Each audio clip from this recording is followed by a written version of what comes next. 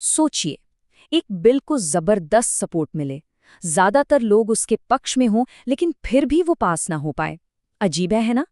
आज हम महिला आरक्षण बिल की इसी दिलचस्प कहानी को समझेंगे, जहां जीत में भी एक तरह की हार छिपी थी। तो चलिए सीधे उस आंकड़े पर आते हैं जो सबको चौंका देता है। लोकसभा में एक बिल के पक्ष में पड़ते हैं 298 वोट्स। ये एक बहुत बड़ा नंबर है, लेकिन नतीजा, बिल रिजेक्ट हो गया। अब सवाल ये है कि आखिर ये हुआ कैसे। चलिए इसी पहेली को सुलझाते हैं। अच्छा, इसको समझने के लिए ना एक बहुत ही आसान सा उदाहरण लेते हैं।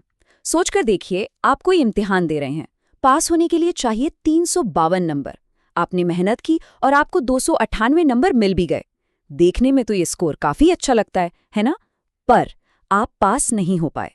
बस ठीक यही सिचुएशन, यही वाला हाल हुआ 17 अप्रैल 2026 को भारत की संसद में। एक बहुत जरूरी बिल बहुमत हासिल करने के बाद भी अपनी मंजिल तक नहीं पहुंच पाया। चलिए इस पूरी कहानी की एक एक परत को खोलते हैं। अब इस पूरी कहानी को समझने के लिए ना हमें थोड़ा सा टाइम में पीछे जाना होगा, साल 2023 में, क्योंकि यहीं से उस वादे की शुरुआत हुई थी जो आगे चलकर अधूरा रह गया। तो हुआ ये कि सितंबर 2023 में नारी शक्ति वंदन अधिनियम लाया गया। मकसद था लोकसभा और विधानसभाओं में महिलाओं को 33% का आरक्षण देना।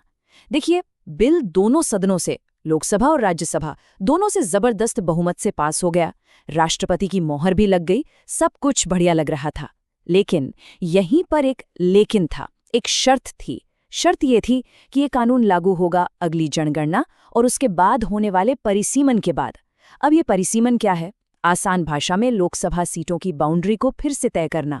मतलब साफ था, ये एक लंबा इंतजार होने वाला था, शायद 2034 तक का। तो अब ये जो लंबा इंतजार था, इसी से बचने के लिए सरकार 2026 में एक नया, कह सकते हैं एक फास्ट ट्रैक प्लान लेके आई। आइडिया ये था कि आरक्षण को 2029 में ही लागू कर दिया जाए। इस नए प्लान को नाम दिया गया 131वां संविधान संशोधन बिल। इसका लक्ष्य बिल्कुल साफ था। पहला, 2034 का इंतजार खत्म करो। दूसरा, इसके लिए 2011 की जनगणना का इस्तेमाल कर लो। तीसरा, लोकसभा की सीटें 543 से बढ़ाकर 815 कर दी जाएं और नतीजा 2029 के चुनावों में ही महिलाओं को आरक्षण मिल जाए। सुनने में तो ये एक बढ़िया और तेज सॉल्यूशन लग रहा था, पर यहीं से मामला थोड़ा पेचीदा होने लगा। तो अब हम आते हैं उस सबसे जरूरी पॉइंट पर, जिसने सच कहें तो पूरे खेल को ही पलट कर रख दिया। ये है संसद का वो खास गणित जिसे कहते हैं विशेष बहुमत। और यकीन मानिए, यही इस बिल के गिरने की असली वजह बना। देखिए, जब भी हमारे संविधान में कोई बड़ा बदलाव करना होता है ना, तो नॉर्मल मेजॉरिटी से काम नहीं चलता। इसके लिए संविधान के आर्टिकल 368 के तहत स्पेशल मेजॉरिटी यानी विशेष बहुमत की जरूरत पड़ती है। अब इसकी दो शर्तें हैं, ध्यान से समझिएगा। पहली शर्त, सदन के जितने भी टोटल सदस्य हैं उनका बहुमत होना चाहिए। और दूसरी, जो सबसे ज्यादा जरूरी है, वोटिंग के टाइम जितने सदस्य मौजूद हैं और वोट डाल रहे हैं उनमें से कम 2/3 यानी 2/3 का समर्थन मिलना ही चाहिए। तो अब देखिए हुआ क्या। वोटिंग वाले दिन 528 सांसद संसद में मौजूद थे। अब वो जो 2/3 वाला नियम है ना, उसके हिसाब से बिल को पास होने के लिए चाहिए थे कम से कम 352 वोट। पर मिले कितने? सिर्फ 298। यानी सीधा सीधा हिसाब है, बिल पूरे 14 वोटों से पीछे रह गया। अब देखिए, 298 का आंकड़ा देखने में तो लगता है कि अरे ये तो मेजॉरिटी है, पर वो विशेष बहुमत वाली जो मुश्किल परीक्षा थी उस पर ये खरा नहीं उतर सका और बस इसीलिए बिल जीत कर भी हार गया। तो अब दिमाग में सवाल आता है कि आखिर ऐसा हुआ क्यों? विपक्ष ने इस बिल का उस तरह से समर्थन क्यों नहीं किया? जब बात महिला आरक्षण जैसे बड़े मुद्दे की थी, तो ऐसी क्या वजह थी कि वो 54 वोट कम पड़ गए?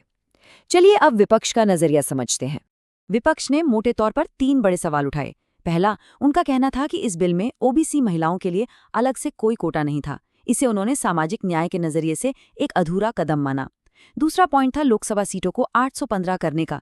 विपक्ष का तर्क था कि इससे दक्षिण भारत के उन राज्यों को नुकसान होता जिन्होंने जनसंख्या कंट्रोल करने में अच्छा काम किया है।